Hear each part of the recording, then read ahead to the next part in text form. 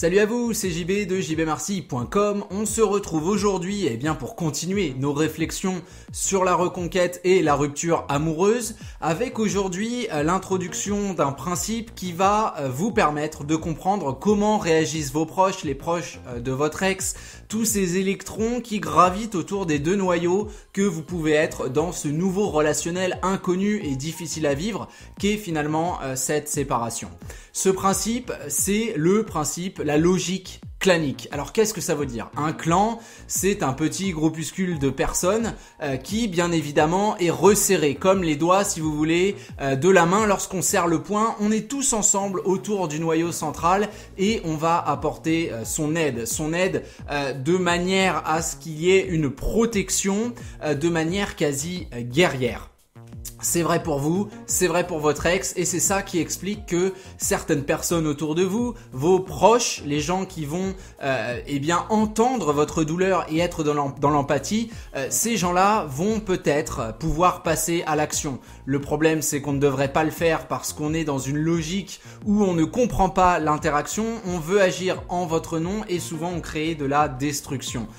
Vous allez ainsi avoir des parents qui appellent l'ex, des proches qui appellent l'ex, des menaces, des histoires qui sont montées de toutes pièces et qui n'apportent pas grand chose de positif. Alors le but de cette vidéo, c'est pas de parler de ces cas-là qui sortent un petit peu de l'ordinaire, mais vraiment de vous faire comprendre que le vocabulaire qui vous est adressé, que ce soit les proches de votre ex ou que ce soit vos propres proches, qu'on soit dans le reproche, qu'on soit dans l'empathie, on est de toute façon très loin de toute objectivité. Vos proches à vous veulent votre bonheur immédiat, veulent vous voir sortir de là, donc on va vous balancer les phrases les plus répandues, de toute façon des poissons dans l'océan, il y en a plein, tu méritais mieux, il ou elle ceci, il ou elle cela. On va parfois aller jusqu'à traîner votre ex dans la boue, même chose de l'autre côté, et on peut véritablement avoir l'impression qu'effectivement on est soit avec vous, soit contre vous. Et ce sont des choses qu'on retrouve. Maintenant, beaucoup de gens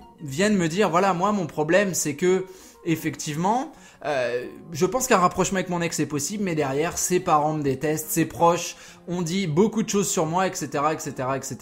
Ce qu'il faut bien comprendre, c'est que l'amour qui se crée, la relation qui se crée, la reconquête amoureuse, c'est une reconquête entre deux personnes. Au moment de la séparation, oui, ce sont deux mondes qui se séparent. Et effectivement, dans chaque petit pays qui est maintenant indépendant, on a un drapeau de l'indépendance, un drapeau de la volonté de protection. On veut protéger ses frontières et on veut faire très attention à l'autre parce qu'on sait que l'autre a provoqué cette scission et que l'autre a provoqué finalement un mal-être. C'est vrai pour vous, c'est vrai aussi de l'autre côté parce que même si votre ex a pris la décision de partir, ses proches à lui ou à elle vous voient en quelque sorte comme l'ennemi à abattre parce que vous avez par votre comportement évidemment provoqué la chose. C'est toujours plus facile de dire que c'est de la faute de l'autre même si on a fait une erreur et qu'on a volontairement provoqué tout ça.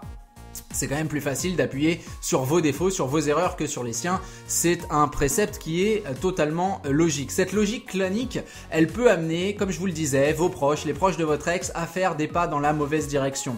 Le but n'est pas de vous dire il faut les excuser, c'est pas grave. Bien évidemment qu'il peut y avoir des conséquences, mais il faut comprendre cela et il ne faut pas vous efforcer d'entrer dans ces conflits-là. Choisissez bien vos batailles. Quand vous êtes dans une reconquête amoureuse, vous ne pouvez pas afficher d'animosité, d'amertume face justement au clan de votre ex. Vous devez le respecter comme une entité et c'est ça aussi qui doit vous empêcher de passer par des chemins détournés parce que cette logique clanique, elle n'est pas toujours agressive. Vous allez peut-être penser que la mère de votre ex, le père de votre ex, le frère, la sœur, etc., etc.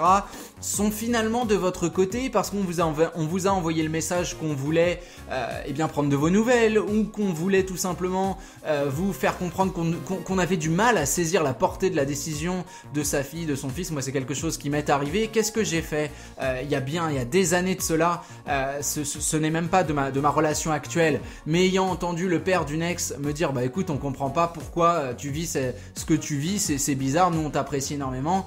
J'ai essayé de lui envoyer 2-3 messages et puis au bout d'un moment, qu'est-ce qui s'est passé? Je me suis fait envoyer chier lamentablement par l'ex en question, ce qui est normal. On touche au clan, ce sont des entités auxquelles vous ne devez pas toucher parce que vous allez provoquer votre ex. Imaginez-vous que quelqu'un, effectivement, vous arriviez liguer une espèce d'alliance avec un des parents.